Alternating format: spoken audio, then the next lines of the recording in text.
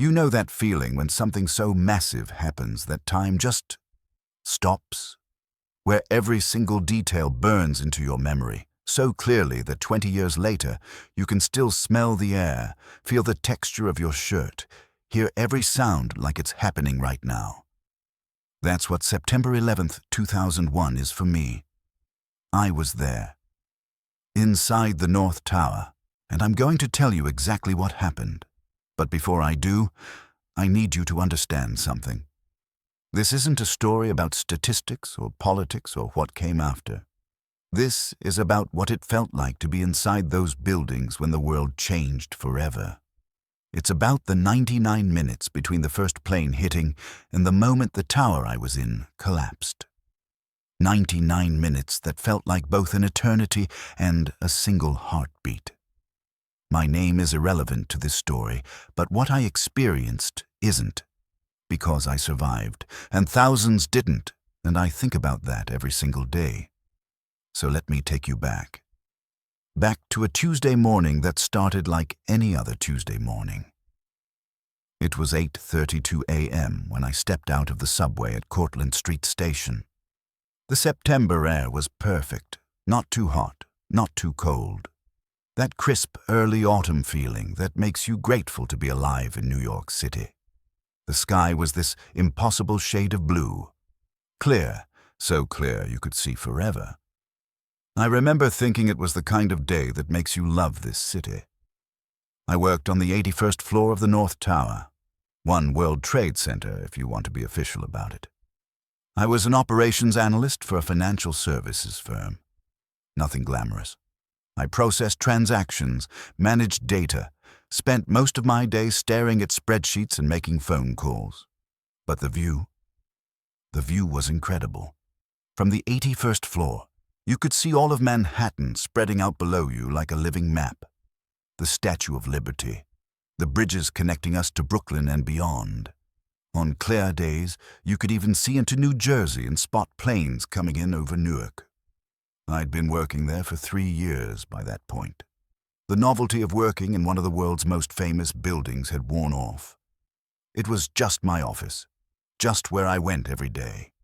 The towers were so massive, so permanent, that you forgot they were engineering marvels. They were just there, like mountains, like something that had always existed and always would. That's the thing about normal life, isn't it? You never think it's going to end. I grabbed my usual coffee from the Starbucks in the concourse. The underground mall beneath the towers was already busy. Commuters streaming in from the subway, people heading to their offices, the familiar hum of a Tuesday morning in Lower Manhattan. I took the elevator up. Those elevators were fast. So fast your ears would pop. The North Tower had 99 elevators total, and during rush hour, they were packed. That morning I was squeezed in with probably 15 other people. Everyone in their business clothes, everyone checking their watches or reading the newspaper or just staring into space the way you do when you're making a commute you've made 1,000 times before. Nobody said much. That's New York for you. I got to my desk around 8:35. Turned on my computer, checked my email, said good morning to Sarah, who sat in the cubicle next to mine. She was already on a call with someone in London, her voice low and professional. The office was slowly filling up. Our floor had maybe 200 people when everyone was there, but at 8:35, it was probably only about 70 or 80 of us. A lot of people came in later. Some had meetings off-site. Others just weren't morning people. I pulled up my first spreadsheet of the day and took a sip of coffee. It was 8:46 a.m. The sound came first. That's what people don't realize. In the movies, they show you the explosion, the fireball, the dramatic visuals. But when you're inside, you hear it before you understand it. It was a sound unlike anything I'd ever heard. A thunderous, metallic roar that came from somewhere above us. The entire building shuddered. Not like an earthquake. More like when you're on a boat and a massive wave hits. This deep, rolling movement that made you instantly grab onto something. My coffee cup fell over. Brown liquid spread across my desk, seeping into papers. For maybe 2 seconds, there was complete silence in the office. Then everyone started talking at once. What was that? Did something explode? Oh my God, did you feel that? I stood up. My legs felt weird, shaky. Sarah was standing too, her phone still pressed to her ear, but she wasn't talking anymore. She was just staring toward the windows. Our floor supervisor, a guy named Michael, came out of his office. His face was pale. "Everyone stay calm," he said, but his voice was shaking. "I'm sure it's just—" He didn't finish the sentence because that's when we smelled it. Jet fuel. At the time, I didn't know what it was. None of us did. It was this overwhelming chemical smell, sharp and toxic, that started filling the air. And then we noticed something else. The ceiling tiles were falling. Not all of them, just some. They'd come loose from the shaking and were hanging down or dropping to the floor. And there was debris, small pieces of something. Insulation, maybe. Bits of concrete dust. It was filtering down through the air vents and the gaps in the ceiling. "We need to evacuate," someone said. Michael nodded. "Yes. Everyone, we're evacuating. Stay calm, take the stairs, move quickly, but don't run." Here's what's strange about human nature. Even in that moment, with the building still swaying slightly beneath us, with that horrible smell in the air and debris falling from the ceiling, people were hesitant. "Should I take my purse?" someone asked. "Do we need our laptops?" "I have a meeting at 10. Should I—" Can you believe that? We were still thinking about meetings, about our belongings, about the normal routine of our normal day. I grabbed my wallet from my desk drawer, left everything else. Sarah looked at me. Her face was white. "What do you think happened?" "I don't know," I said. "But we need to go." The stairwell was already crowded by the time we got there. This is important for you to understand about the Twin Towers. Each tower had 3 main stairwells that ran from the top to the bottom. They were narrow, maybe 4 feet wide, and they were the only way down if the elevators weren't working. And the elevators definitely weren't working. People were filing in from every floor. Orderly at first, everyone moving in the same direction, heading down. The emergency lighting had kicked on, these dim fluorescent bulbs that cast everything in this sickly yellow-green glow. It was hot in the stairwell, stuffy. The smell of jet fuel was stronger here, trapped in the enclosed space. We started descending, step after step after step. At first, people were quiet, just the sound of footsteps echoing in the concrete stairwell, the rustle of clothing, breathing. Then people started talking. "Did anyone see what happened?" I heard it was an explosion in the basement. "My cousin works in maintenance. Maybe I should call—" "No, I think a plane hit the building. I saw something when I looked out the window." That's when I first heard it. Someone saying it was a plane. It seemed impossible. How could a plane hit a building? How do you accidentally fly into the World Trade Center on a clear day? But as we kept walking down, more people were saying it. People who had seen it. People from the upper floors who had seen the damage before evacuating. "It's bad," a woman ahead of me was saying. "Really bad. The whole side of the building is gone on the upper floors." I was on the 81st floor. We had been below whatever happened. But people coming from above us, from the 90s, from the upper levels, they'd been right there. Sarah was in front of me. Her hand was on the railing, gripping it tight. "We're going to be okay," I said to her. I don't know why I said it. I had no idea if we were going to be okay. She nodded but didn't say anything. We kept walking. Floor 80, floor 79, floor 78. The stairwell was getting more crowded. People merging in from other floors. The pace was slow. Not because people were panicking, but because there were just so many of us. Hundreds of people, all trying to use the same narrow stairway at the same time. Someone ahead of us was crying. A man behind us was on his phone, trying to call someone. "I can't get through," he kept saying. "The lines are busy. I can't get through." We reached the 70th floor, and that's when we started seeing them. The burn victims. They were being helped down by other people. Co-workers, strangers, anyone who could lend a hand. Their clothes were burned, their skin was red and blistered. Some of them were crying out in pain with every step. Others were eerily silent, shock written across their faces. "Keep moving," someone said. "Let them through." We pressed ourselves against the wall of the stairwell to let them pass. One man stumbled past me. His shirt was completely burned away on one side, the smell of burned flesh mixed with the jet fuel smell. It was overwhelming. I tried not to gag. Sarah grabbed my arm. "Oh my God," she whispered. A woman was being carried down by two men. She was unconscious, her head lolling back. They were moving as fast as they could, but the stairs were steep and narrow. "Does anyone have water?" one of the men called out. Several people offered bottles. I didn't have any. I'd left my bottle on my desk. That's when it hit me. People were really hurt. People were dying. This wasn't a minor accident. This was catastrophic. We kept moving. What else could we do? Floor 65. Floor 60. The air was getting better the lower we went. That awful jet fuel smell was fading, but it was also getting more crowded. People from every floor above us were all compressed into this one narrow space. Someone started making jokes. Nervous jokes, the kind people make when they're terrified but trying to stay sane. Well, this is one way to get out of that boring meeting. At least we're getting our steps in today.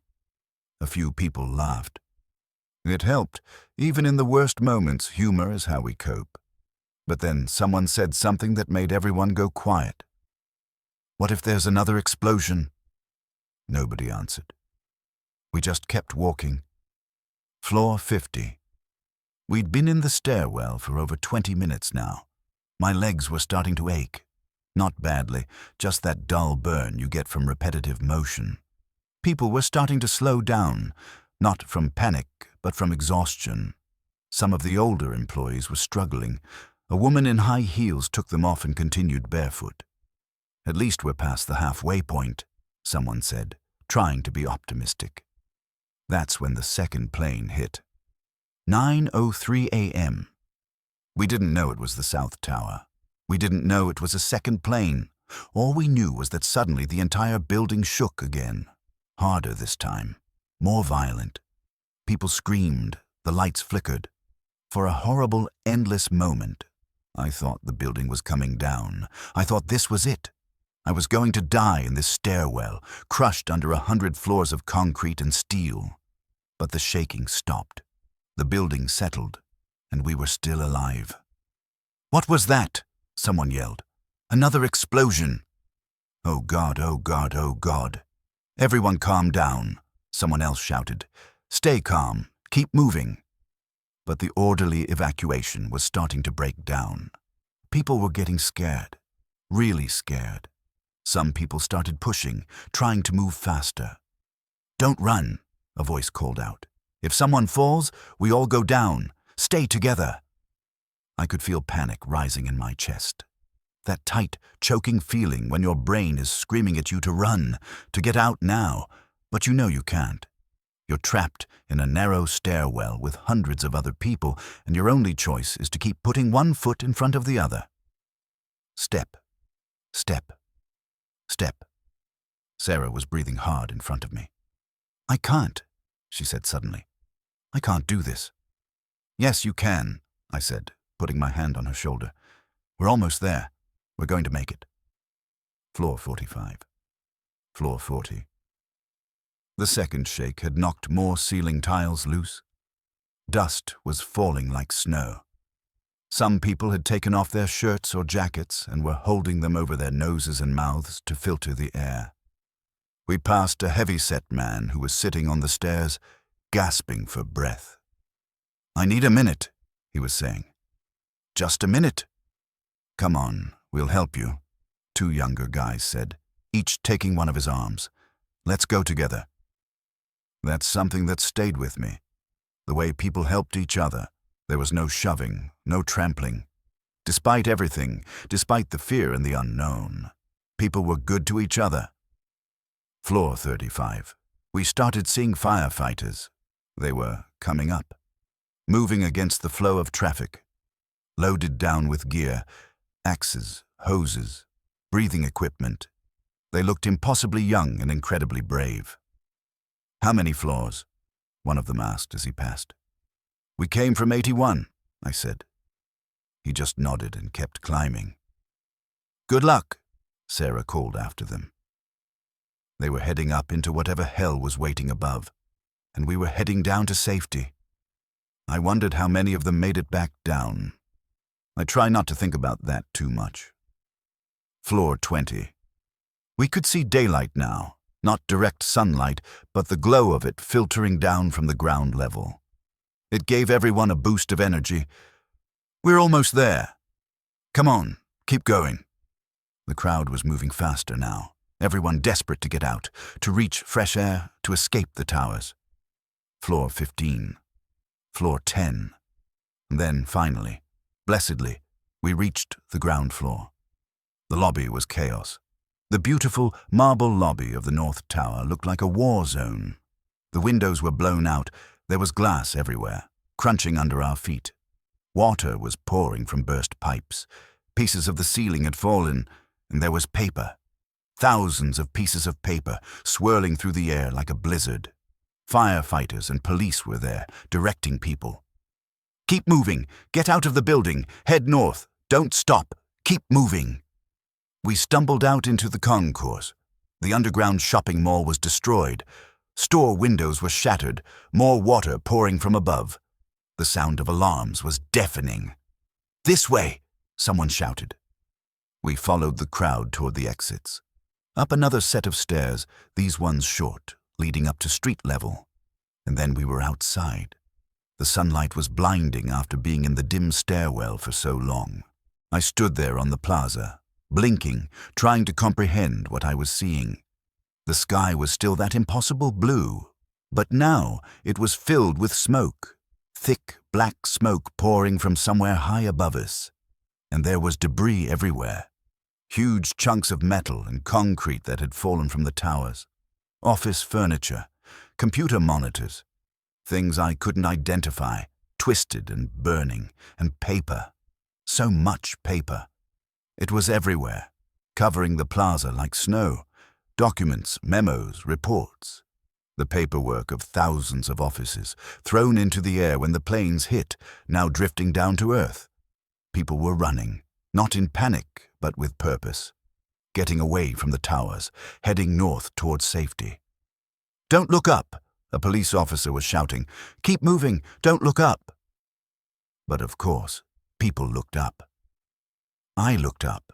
The North Tower, the building I'd just exited, had a massive hole in it, high up, maybe 20 floors above where I'd been working. Fire and smoke were pouring out. The whole upper section was engulfed, and the South Tower was the same. Another gaping wound, another inferno.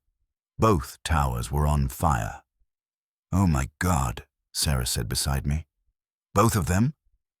A businessman walked past us, covered in dust, blood running down his face from a cut on his forehead. He was on his phone. "I'm okay," he was saying. "I'm out. I'm okay." A woman sat on the ground, sobbing. Someone was trying to help her up. The sound of sirens was everywhere. Fire trucks, ambulances, police cars. They were converging on the World Trade Center from every direction. "We need to move," I said to Sarah. "Come on." We started walking north, following the crowd, away from the towers, towards safety. I kept looking back, though. I couldn't help it. Those towers were so tall, so massive. They dominated the skyline, and now they were burning. But they were still standing.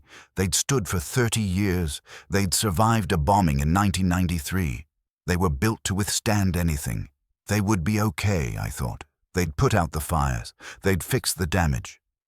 This was terrible, but the towers would survive. We made it about 4 blocks before the sound came. It was 9:59 a.m. The South Tower was collapsing. The sound was like nothing I'd ever heard, like the earth itself was tearing apart. A deep, rolling roar that grew louder and louder.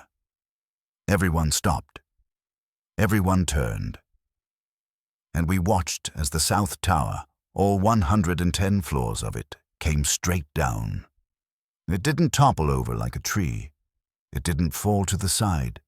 It collapsed in on itself, floor after floor, pancaking down with incredible speed. And then came the cloud, a massive, rolling cloud of dust and debris that exploded outward in every direction. It consumed everything in its path. Buildings, streets, people. "Run!" someone screamed.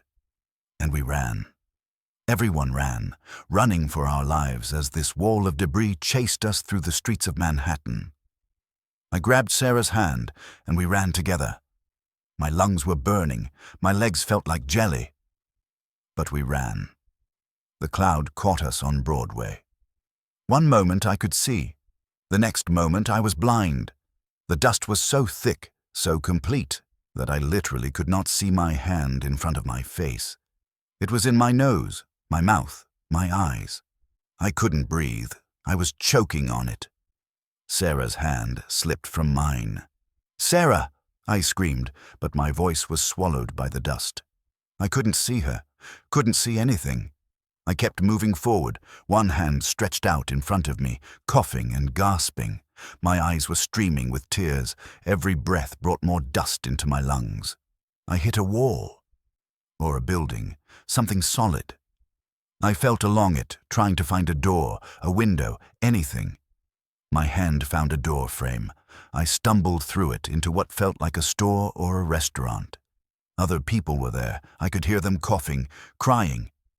"Close the door," someone yelled. I turned around, found the door by feel, and slammed it shut behind me.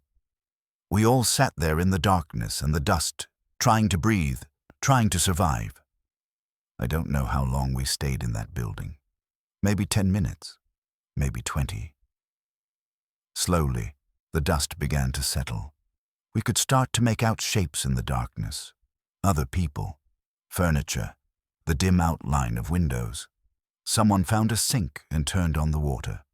We took turns rinsing our faces, trying to clear the dust from our eyes and mouths. I looked around at the other survivors in the room, maybe 15 of us, all covered in the same grey dust. We looked like ghosts. "Is everyone okay?" someone asked. Murmured responses. "I think so. Yeah. Where are we?" We were in a small office building, it turned out. The people who worked there were sheltering in place, and they'd opened their doors when they saw us stumbling through the dust cloud. "What happened?" I asked. "Was that an explosion?" "The tower fell," a woman said. She was crying. "The South Tower collapsed." "That's impossible," someone said. "Buildings don't just collapse." "I saw it," she insisted. "It came straight down. It's gone. Gone." One of the twin towers was gone. I thought about Sarah. I'd lost her in the dust cloud. Was she okay? Had she found shelter? I thought about the firefighters I'd seen in the stairwell, climbing up into the tower. Were they in the South Tower when it collapsed?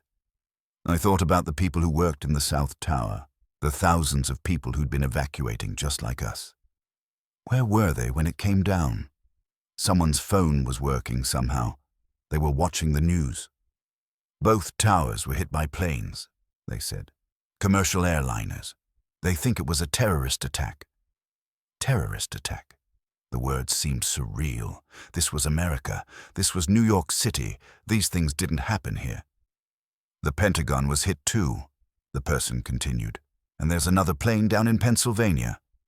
The whole country was under attack. I felt numb, like my brain couldn't process what I was hearing. "We should go," someone said. "We need to get further away." "The North Tower is still standing," another person said. "It's going to come down too. We need to get out of here." We ventured outside. The dust had settled enough that we could see, though it was still thick in the air. making everything hazy and gray. The street was covered in inches of dust. Abandoned cars sat in the middle of the road. Papers and debris were everywhere, and you could still see the North Tower in the distance, smoke pouring from the wound in its side. My tower, the building I'd worked in for 3 years, it was still standing, but barely. You could see that it was damaged, critically damaged. We started walking north again. More people emerged from buildings, all of us covered in dust, all of us moving in the same direction like zombies.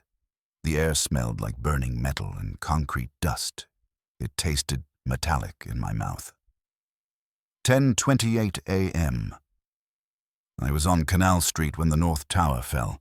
I saw it this time, saw the top start to tilt, saw it lean to one side, and then, just like the South Tower, it collapsed straight down. My building, my office, my desk where I'd been sitting less than 2 hours ago, drinking coffee and checking email and thinking about my normal, boring Tuesday. Gone. All of it. Gone. This time I didn't run. The dust cloud didn't reach us. We were far enough away.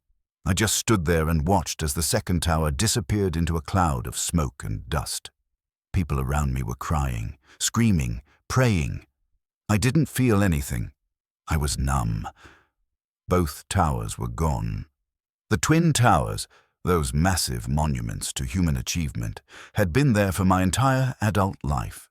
They'd defined the New York skyline, and now, in less than 2 hours, they'd both been reduced to rubble.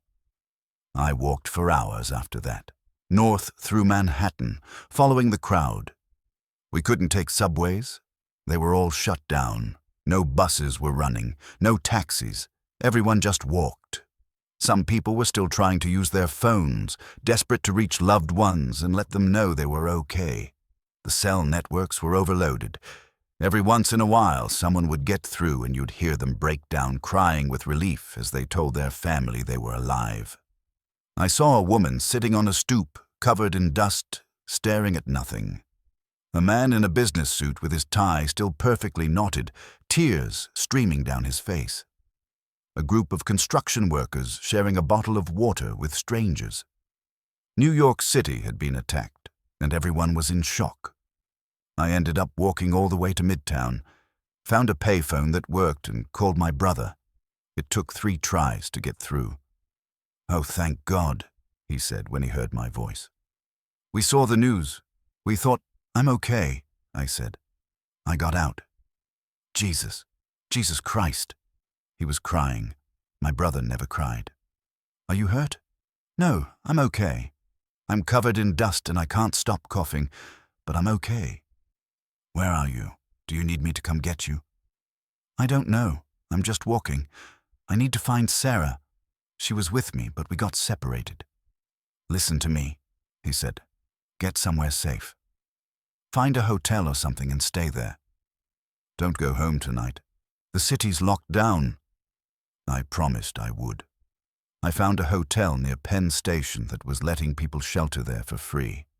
The lobby was packed with evacuees, all of us looking like we'd walked through a war zone, which I guess we had. They gave us water and blankets. Someone was handing out clean clothes. A television in the corner was showing the news coverage on repeat. I saw the towers fall again and again, from every angle. Different cameras, different perspectives. The planes hitting, the explosions, the collapses. It didn't seem real. It looked like a movie, but I'd been there. I'd felt it. The dust was still in my hair, still coating my clothes. It was real. I found out later that Sarah made it out okay. She ducked into a different building when the dust cloud hit and eventually made her way to Brooklyn. We reconnected a few days later, both of us so relieved the other had survived that we just hugged and cried. A lot of the people from our floor made it out. Not everyone. We lost 6 people from our company. 6 people who I'd said good morning to that day who never made it home. The final death toll from the World Trade Center was 2,753 people. Almost 3,000 souls who went to work that Tuesday morning and never came home. I think about them all the time. The weeks and months after 9/11 are a blur. Lower Manhattan was closed off for days. When I finally got to go back to the area, it was completely transformed.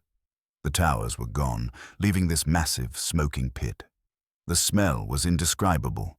Burning rubber and plastic and things you didn't want to think about. There were missing person posters everywhere. Thousands of them, plastered on every available surface.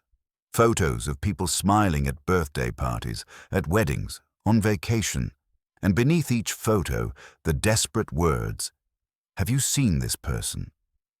Most of those people were never found. Our company relocated to temporary office space in New Jersey. It was months before we could even think about working normally again. Some people quit. Some people couldn't handle being in tall buildings anymore. Some people developed PTSD and needed therapy. I had nightmares for years. Still do sometimes. I'll dream that I'm back in the stairwell and the building is collapsing around me.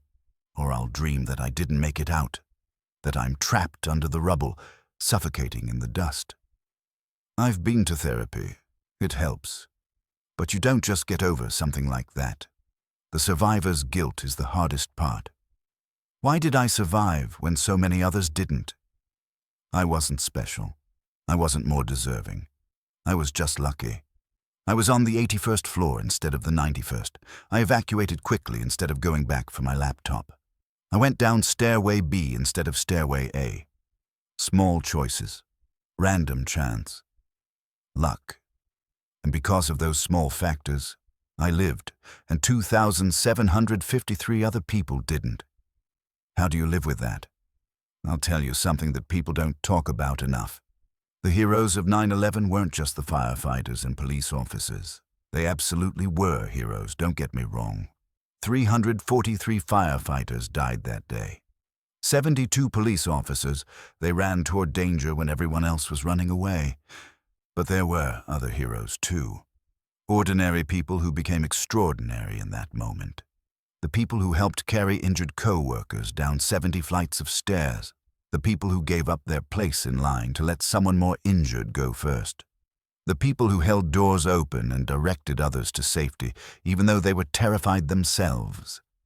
The business executive I saw giving CPR to a stranger in the lobby. The woman who was handing out water bottles to evacuees even though she was coughing from the dust.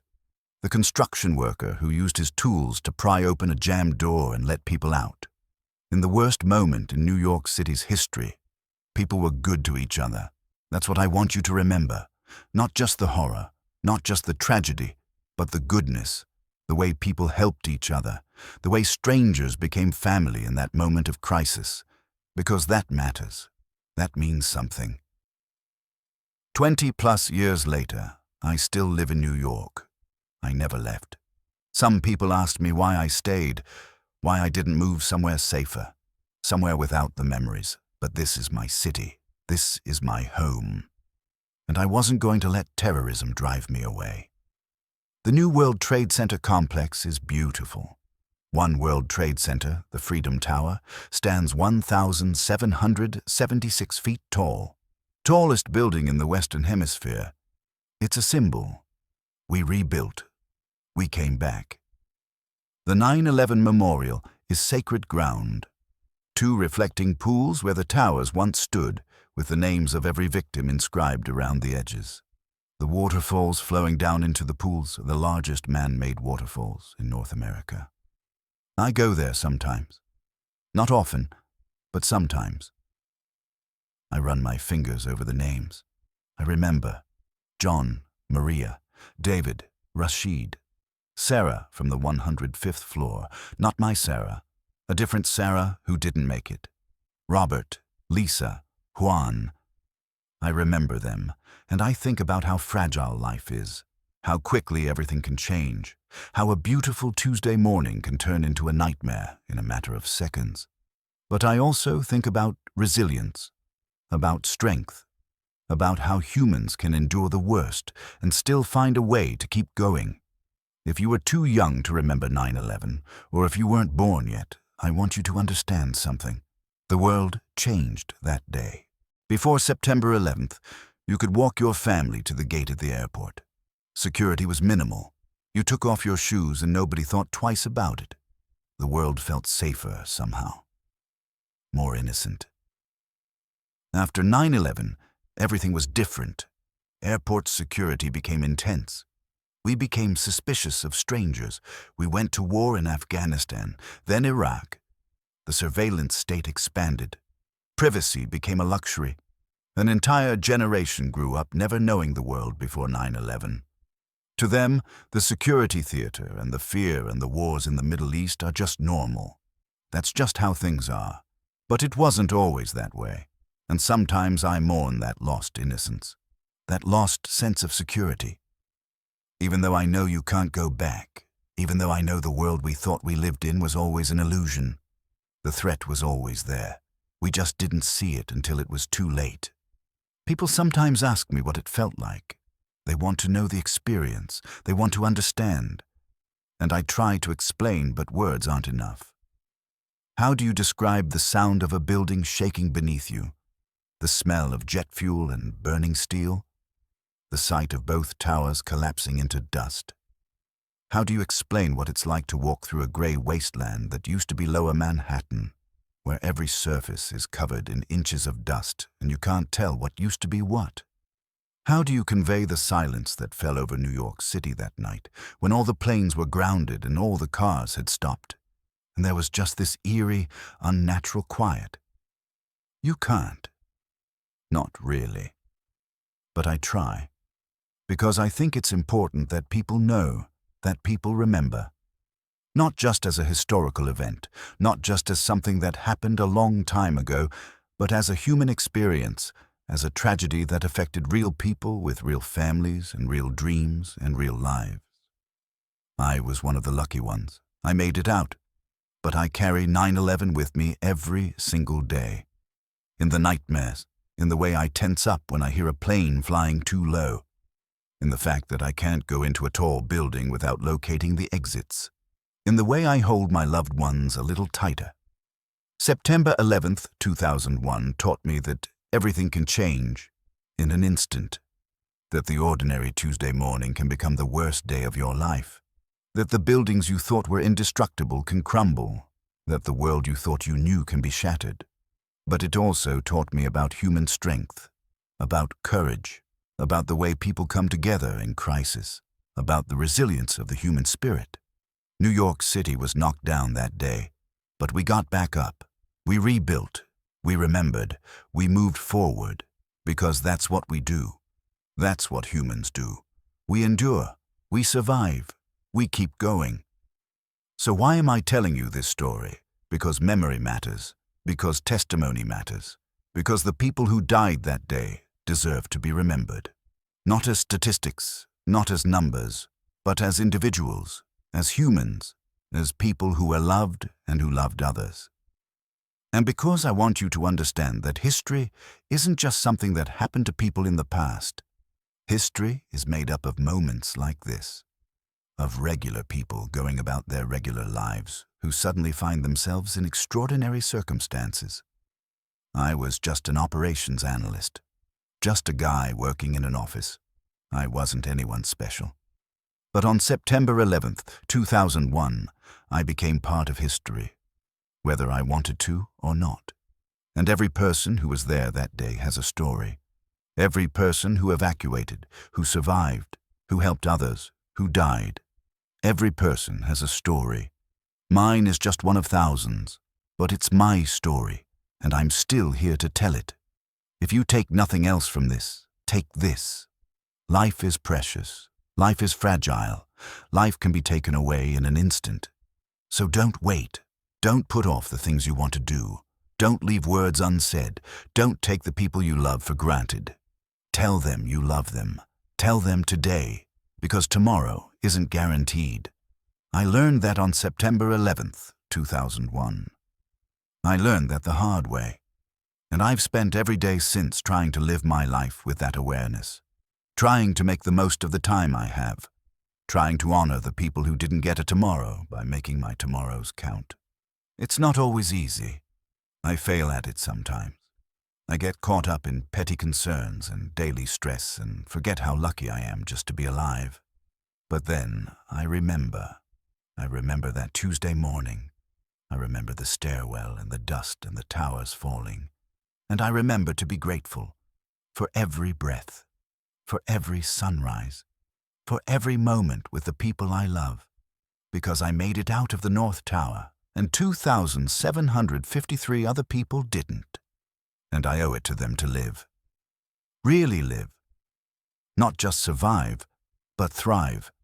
To make my life mean something, to be kind to others, to help where I can, to love deeply, to live fully. That's the only way I know how to honor their memory.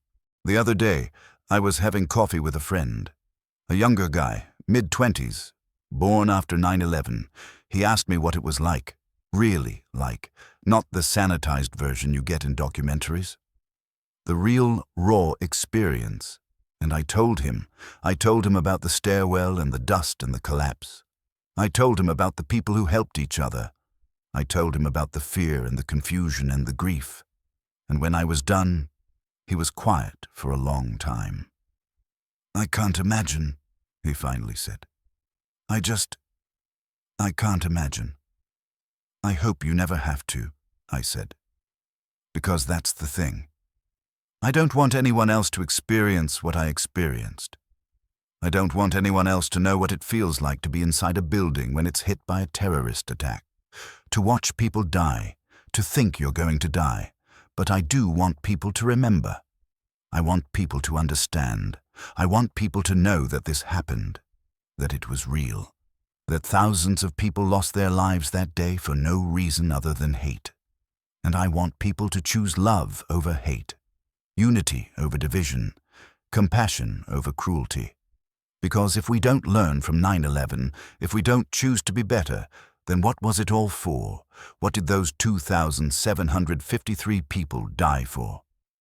So here we are, at the end of my story. I was inside the North Tower of the World Trade Center on September 11th, 2001. I was there when the first plane hit. I evacuated down 81 flights of stairs. I made it out of the building just minutes before it collapsed, and I survived. I survived when so many others didn't, and I've spent more than 2 decades trying to make sense of that, trying to understand why I lived when they died, trying to live a life that honors their memory. I don't have all the answers. I'm not sure anyone does. But I know this. Life is precious. Love is powerful. Memory matters. And we have to keep telling these stories. We have to keep remembering. Because the minute we forget, the minute we stop caring, that's when we lose. That's when the terrorists win. So I remember. And I tell my story, and I hope that by sharing it, I can help keep the memory of that day alive. Not just for me, but for everyone who was there, for everyone who died, for everyone who loved someone who died, for all of us who lived through that day and carry it with us still. Thank you for listening to my story. Thank you for taking the time to remember with me. If this moved you, if this made you think, if this helped you understand even a little bit what it was like to be there that day, then please share this video. Please help keep the memory alive. Like this video. Subscribe to the channel. Leave a comment telling me your connection to 9/11. Were you there? Did you lose someone? How did that day affect you? Let's remember together. Let's honor the fallen together. Let's make sure that September 11th, 2001 is never forgotten. Because those 2,753 people who died in the World Trade Center deserve to be remembered. They deserve to have their stories told. They deserve to be more than just a number. They were real. They were loved. They mattered. And we will never forget. Never forget.